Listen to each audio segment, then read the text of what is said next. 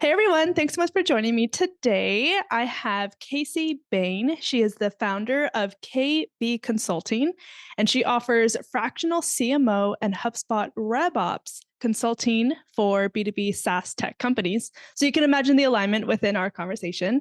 So Kasey, thank you so much for joining me today. I'm really excited to have you on. Thank you. Thank you so much for having me. Really excited to nerd out on all things marketing, demand gen, RevOps, all that good stuff.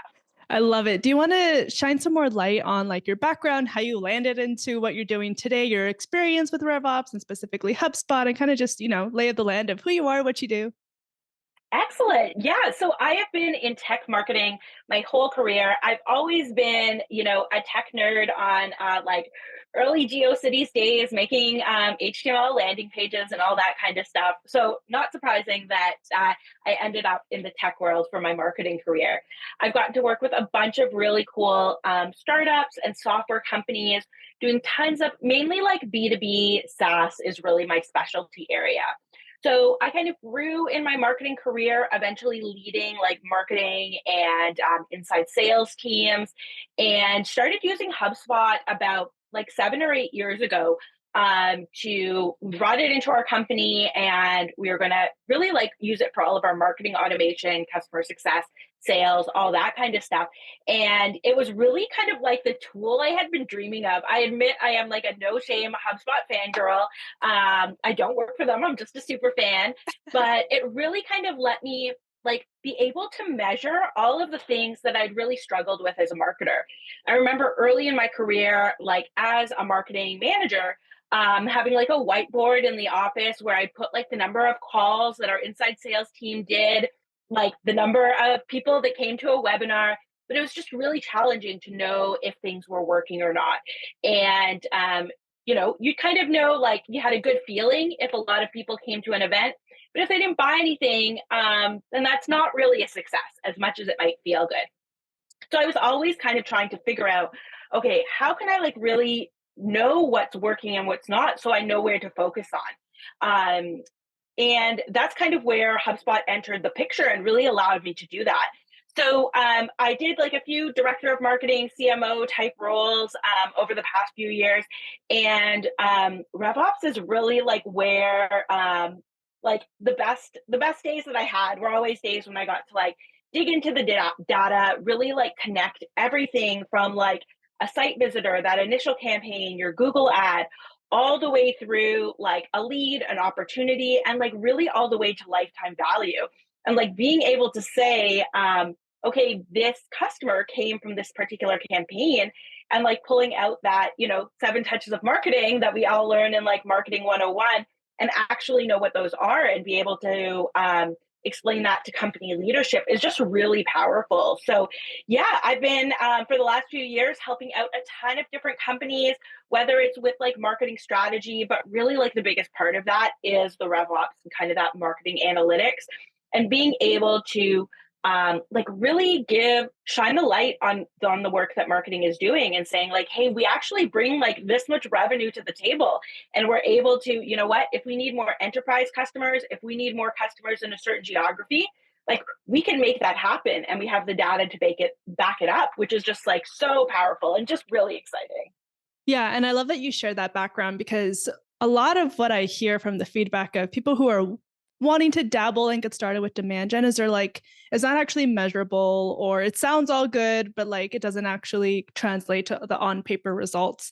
So the purpose of this conversation for my listeners specifically is to highlight Kasey's experience and to showcase that yes, it is indeed possible. And specifically with HubSpot, we're going to dive into some of the details on how it can be possible for you if you're on HubSpot and leveraging her knowledge and expertise there, to really showcase one, how important RevOps is to like a demand gen Mhm. team, but then also highlighting the importance of yes, demand gen is great when we can actually use the data to then use it to scale and to solidify our efforts, and then to better understand that data doesn't have to be super intimidating. So thank you for your background, Kasey. This is the whole Yeah, objective for today's excellent. conversation. Perfect. Love it. So, with your being a super fan of HubSpot, which I love that because I love HubSpot as well too, and Salesforce and a couple others as well. Hmm. Um, because you work with so many like startups, if they are just getting started with HubSpot and they want to start measuring marketing's activities, how would you advise them to start from a foundational level to get reporting set up and running? Yeah, so that is a great question. And I think like a lot of this stuff, while I work with mainly HubSpot specifically, whether you're using like Salesforce or Marketo or like honestly just nothing, like you're still able to get started in a lot of this. And one of my favorite examples is I started working with a client a few years ago, and we were getting ready to go to Adobe Summit, which is a giant, very expensive conference. So I was trying to figure out, okay, how many sales do we need to close? Like, what did we do last year? Just like trying to get the lay of the land. And we had no CRM, we had no marketing automation. So what I had to do was like I had a CSV of people that came to our booth and that we scanned their badges. And I sat down with the sales rep and he went through his email and told me like which customers he got from that event that closed. And I was able to kind of like cross reference them. So even if you just have a couple of data points, like you're still able to connect them and like really start to figure out like where your leads are coming from, kind of what's driving the business. But I think the most important thing when you're getting started with HubSpot is to really tie it back to company goals. And this is one of the questions that I learned from I had a data scientist on my team when I worked at Olark. And for marketers, we like never get a data scientist really like dedicated to what we do. So it was a very, very special opportunity. And I still feel very lucky that I had that experience. I learned a ton.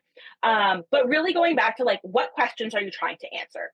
So what are your company goals? What numbers do you care about, like as a marketing or a demand gen leader? Like what are your objectives and your KPIs?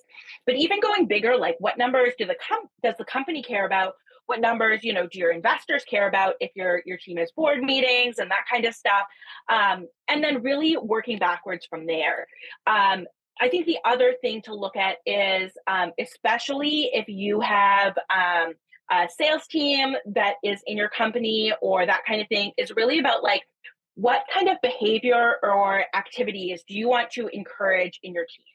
So if you want your team to be, even just for running your demand gen team, if you want your folks to be like launching 3 new Google ad campaigns a month, like making sure that you're able to report on that so that they can see the results of their activity like day to day, which is super empowering.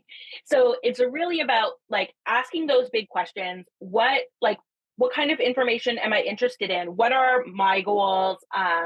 Both like for my team, because those are kind of the more detailed stuff, all the way up to like, what does my CEO care about?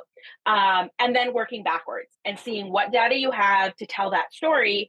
And then also like, where are the gaps? What kind of stuff do we need to be tracking to be able to report on this KPI at the end of the quarter that we're not tracking right now? So it really helps you like fill in the gaps, but also like start to put those stories together. Yeah, I love that. Step one, figuring out what you actually want to track and how to measure it. Yes. The next thing, though, with HubSpot, sometimes the reporting capabilities can kind of be a little, I don't know, too big picture. Like, how do we actually drill down? Like, so we outlined what we want to measure. We outlined what measures success. Does that mean that we now have RevOps and reporting taken care of? Like, when it comes down to actually getting it into HubSpot, what limitations would we face, or should we think about to actually get our dreams and our visions now into it to come to life on these beautiful reports and dashboards? Yeah. So as much as I love HubSpot, it is not perfect. There are certainly some, areas for improvement. And I think, I'm an Excel girl at heart. They do have they introduced in HubSpot some custom reporting not too long ago. So that has been like a great tool just to be able to bring in like different activities across like contacts and deals and other marketing activities. They also have like a short video on custom reports in HubSpot Academy. Definitely worth like spending half an hour just to learn like how they set it up, because it's a little bit different than some other tools. So custom reports is a great place to start. But in some cases, what I've done for another client is we wanted to figure out like how many marketing activities it took to get to a closed deal. So in that case, I didn't just want like the number at the end. Like I needed a little bit more information to see, okay, are they just like very engaged with marketing emails? Is the sales team like doing a ton of calls? Like really to get that level of like granularity and essentially like figure out like how much is each marketing activity worth in terms of like the end value of the customer.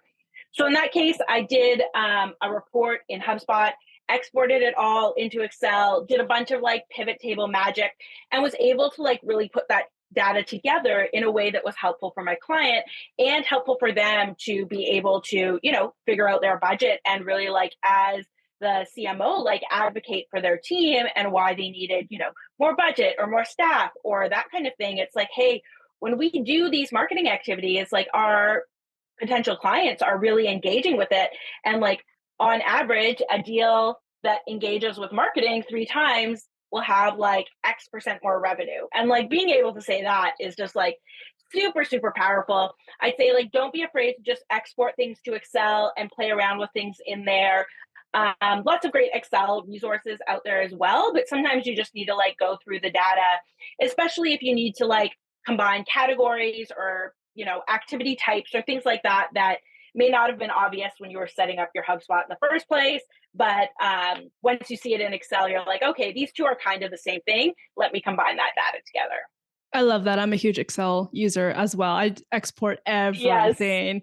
Oh, and pivot Hmm. tables, they speak my love language. So I hear that like to my core. Love it. I love it. Demand gen, I mean, it's really hard to measure, right? And the way that I define demand gen is like an actual go-to-market strategy. It's not just top of funnel, not just paid media, you know, not just specific Hmm. tactics. And I love that you and I are aligned on that mindset when we had our initial conversation of like get to know each other. With that said, how have you used like self-reported attribution to come into what you use to measure demand gen? And how do you solve for HubSpot's like offline sources for tracking? Like, what are the best ways that demand gen marketers can kind of look past this and leverage some of these data, right, to like start making decisions for their demand gen programs? Yeah, I love that you asked this question because as much as I'm like data focused, I love the like, how did you hear about us field? I Mhm. am a big fan of it. I think there's just like so much insight in there. So I usually do like a combination of the how you heard about us as well as like the original source one, two, and that kind of like data Mhm. from HubSpot and combine them both because I think it's so interesting to know like where people are actually coming from and or where they heard about you. There's a ton of power in, you know, you might have 10 people one day who all like put somebody's name as how you heard about us and you're like, well, I don't know who that person is.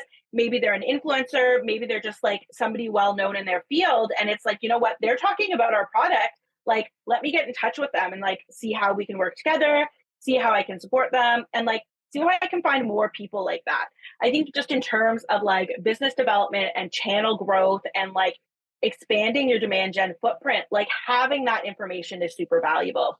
I think a lot of people will put in like Google or something like that, which is not always super helpful. And that kind of is where it lies for like direct traffic too. So I'd say the same thing kind of for like the online sources. Nobody wakes up in the morning and like types in a URL of the company they've never heard of, right? And I say this a lot in lots of executive meetings. It's like, oh, these people all came to our site. I'm like, they didn't just wake up and like type in your company name. Like they had to have heard about it someplace, or they read an article, or a friend told them. So being able to like drill down into the like the self-reporting, how you heard about us, is really really interesting. Along those lines to one of the things that I did at a past company that I'm a big fan of is essentially like bring a customer to work days, kind of like a spin off on like bring a kid to work day. So we usually did it virtually during our team all hands. And I would have one of our customers Zoom in for the meeting and I'd ask them a bunch of questions about like what were you doing before you started using our product, like what was the tipping point that made you realize, in this case it was accounting software, like was your old system not working, did you not have anything, did you get like a big tax bill and that's what kind of flipped the switch. But having them say in their own words kind of what process they went through is super interesting. I think like for us as marketers it's very valuable, but in that case too, super valuable for the rest of the team as well. The developers would usually start off pretty quiet, as they tend to do, but as they got comfortable, like being able to ask questions about like, oh, well, like, why did you do that? Or like, what made you, pick us over everybody else? And they'd be like, well, I went to like G2 and read a review, or I like posted about it in a Facebook group, and like the other business owners said to check you out. Like there's all these little kind of like data points and things that you can't necessarily assign a number to, but that are an important part of the journey. So that's where tracking is important, but also like don't underestimate, talking to your customers and like really understanding in their own words, like how do, there might have been like a bunch of different things where they heard of you before they actually signed up. But like, what is the one thing that sticks in their mind that was like, oh, this was the thing. I saw somebody, mention you on TikTok. Like I've had that as like a lead source for B2B software, which is like, at first I was like, no, people like that doesn't happen, but it actually does. And people like, talk about the software that they're using, the solutions for their businesses. And that kind of like, recognition from like a neutral third party is like so valuable. And then being able to figure out ways to track it, even if you can't track it right off the bat, it's like, let's reach out to that influencer. Let's see if we can sponsor their newsletter, maybe do a giveaway, like do a webinar together. Like what can we do together to like build on that initial like positive energy and like positive results, and see how we can do it in a more trackable way. Demand Gen 101, everybody, please. If you can take anything away from what you just said, let's figure out what's working and then let's find another way to make that work at scale. In short, Yeah. that was what she said. So that's why it's important to not just let what you see inside of HubSpot or inside of your Marketo or Salesforce be the sole drivers. A lot of people say, "Oh, I'm data driven." Yeah, great, me too, right? But you also have to understand what story we're talking about, what story we're painting, and how everything else fits into that, and mapping that through not only from an awareness standpoint of how'd you hear about us, but also to your point, bringing in the voice of the customer and really understanding. Listen, after 6 years of being together, what do you remember best of us? What made you sign? And if they can remember that, like that's important for, just healthy customer relationships and all these type of things, so that's really valuable what you just shared. And so I'm curious, when you do your reporting to your executive teams, do you show them HubSpot dashboards or do you show them Excel sheets? So it depends on the client. I have clients that, one of the neat things about HubSpot is like you can actually email out a version of a particular dashboard every week or every month. So I had one of the clients that I was working with, their executive team was like not too interested in like the details. They just wanted the like revenue numbers at the end. So I'd send them like a weekly, okay, here's how things are going from like a very high level. For other folks, like when I was doing that project with the like multi-touch attribution and the pivot tables and that kind of stuff. So I do have all the raw data in like various sheets. And then I have the one that has, the pivot table and the graph. And I'll either like, send that last page or put that into like a PowerPoint and kind of walk them through in terms of like, okay, here are the bigger things that we're working on. The great thing about like getting as much as you can into a dashboard is that it is immediate and it is always up to date. Whereas like something for like a spreadsheet, like for that client, they know at the end of the month, they get an updated report from me because it's not that same kind of like immediacy. So trying to find a balance in between also like what they care about, right? So they don't necessarily care about like which, LinkedIn campaign is working. They want to know like how many customers we got in each of our 3 like customer personas and how much did they cost us versus their lifetime value. So like being able to just report on that kind of short and sweet. And then if they have more questions, having all the details, but then also empowering your own marketing team with, what, if we want enterprise customers, like out of these 3 campaigns, this is the messaging that works for them. And like that kind of thing to just like pull the full story together, but also making sure that people are getting the information that is relevant to them. And then having all of the backup, if you want to talk more about a particular thing, we can dive right into that. I love that. I've kind of taken the similar approach as well, where you can send them the reports via email. to the executives that get marketing and kind of just wanting those pulse checks. But for somebody who doesn't fully understand marketing, but they want to trust you and they're, on your side, I find that putting together a PowerPoint of like, what does this actually mean for the larger business and your investment, kind of, those little like cushioning, conversations that go along with it of like, hey, we're on the right track. Like, here's why. Mhm. And so to your point, really depends on who they are, what they're looking for, what matters to them. That goes back to everything else that I've been talking about on this podcast too. It's like, drill it down to executives on what matters to them and their lingo. This goes back to marketing 101, segment your Yeah. messaging for your audience. So I love that you Yeah. called that out.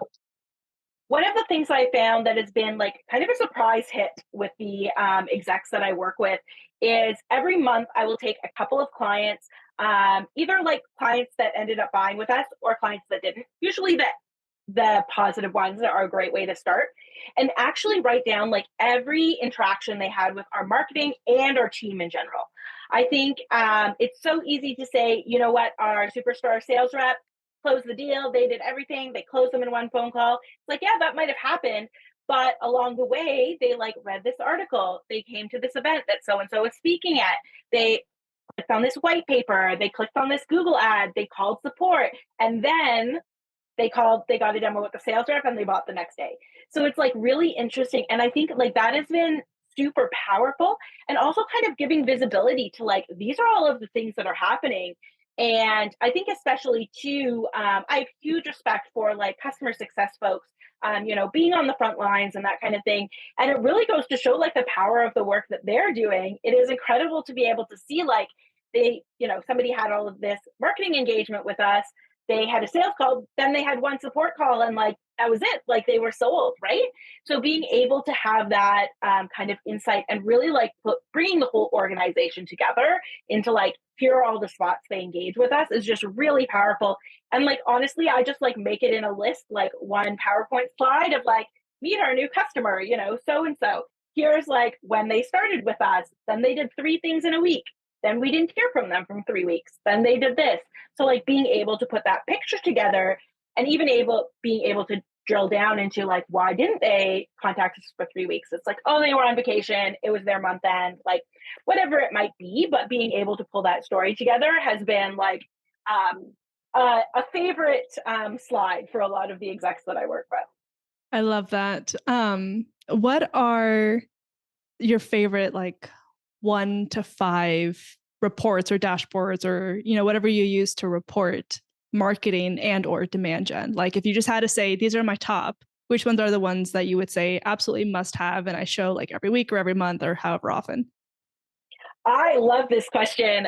It is like, I want to say it's kind of like picking a favorite child. Like I love them all, but I love the ones that like really be able to tell the story of like, okay, here are the leads that we got from a particular campaign, and then here's how many of them converted and like what the average deal size was.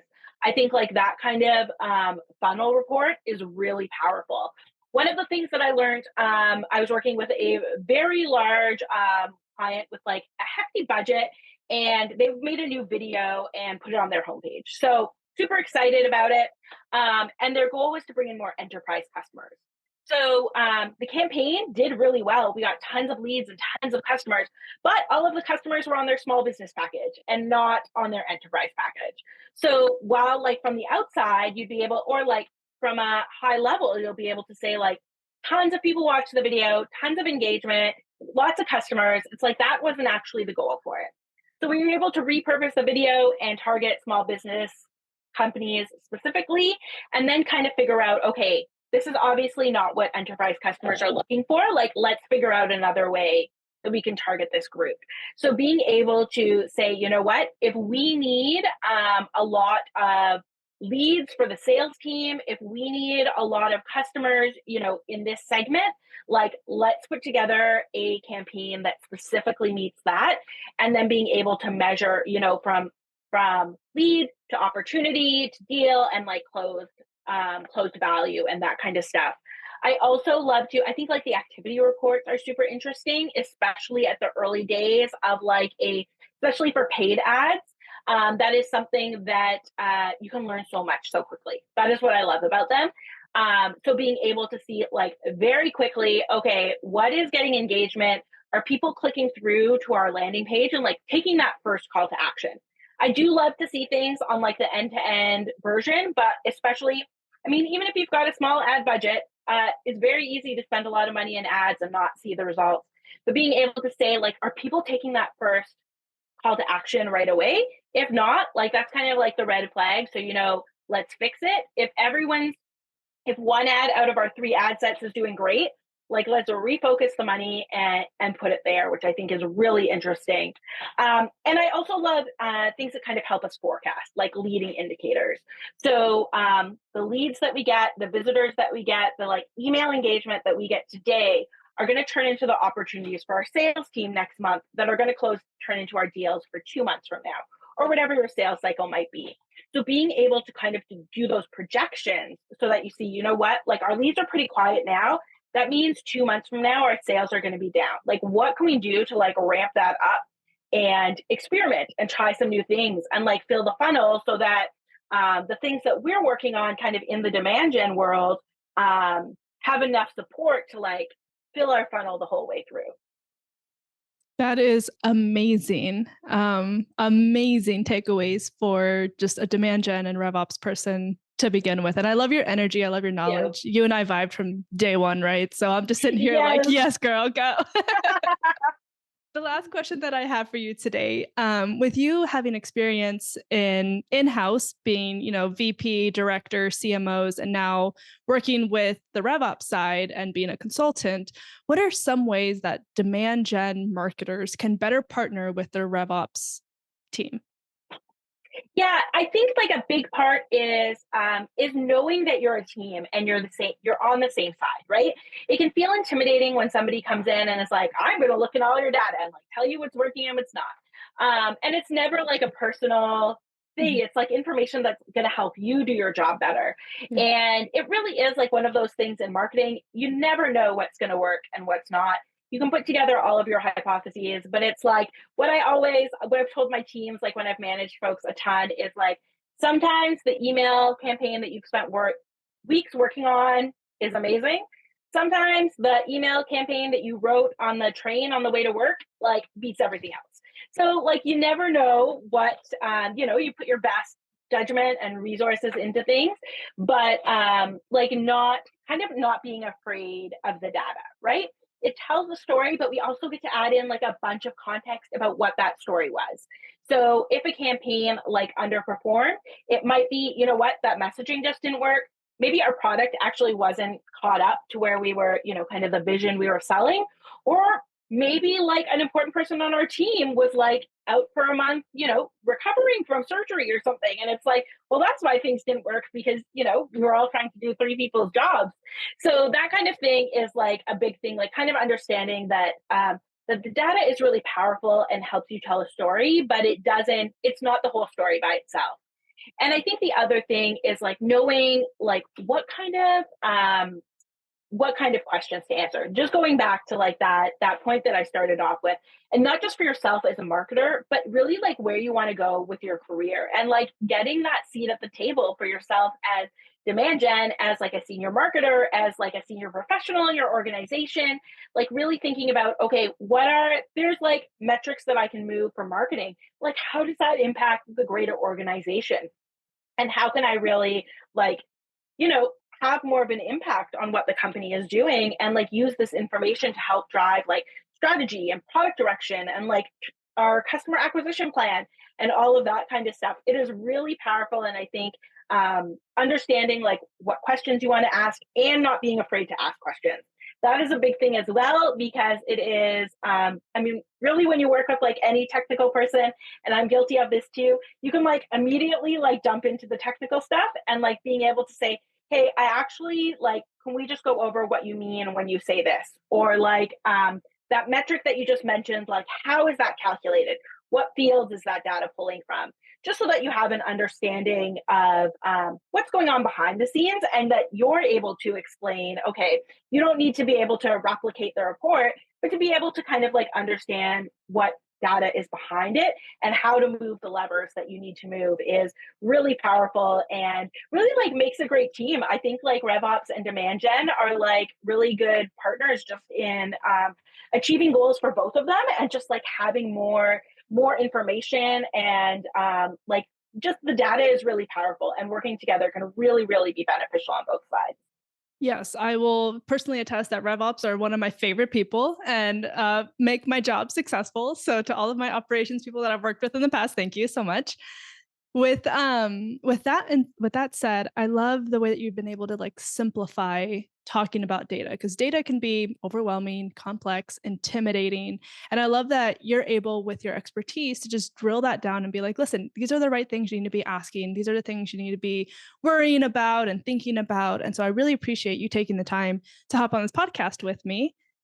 Where Thank you. are some of the best places that people can get in touch with you, or if they have questions, or if they want to work with you?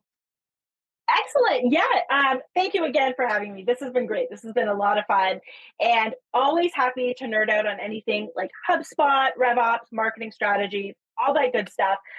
You can find me at kaseybayne.com and I am on all of the socials at Kasey Bayne. So find me on LinkedIn, Instagram, all that good stuff. Amazing. Everybody go follow her right now because this her knowledge, oh my goodness, and her ability to simplify and talk about these things literally blows my mind. So big Thank like you. diamond in the rough right here that everybody needs to go check out, follow, potentially work with. So I'm a fangirl and we've only had a few conversations, Kasey. So if that doesn't say enough for everybody. Thank you. Great. Well, thank you so much for joining me.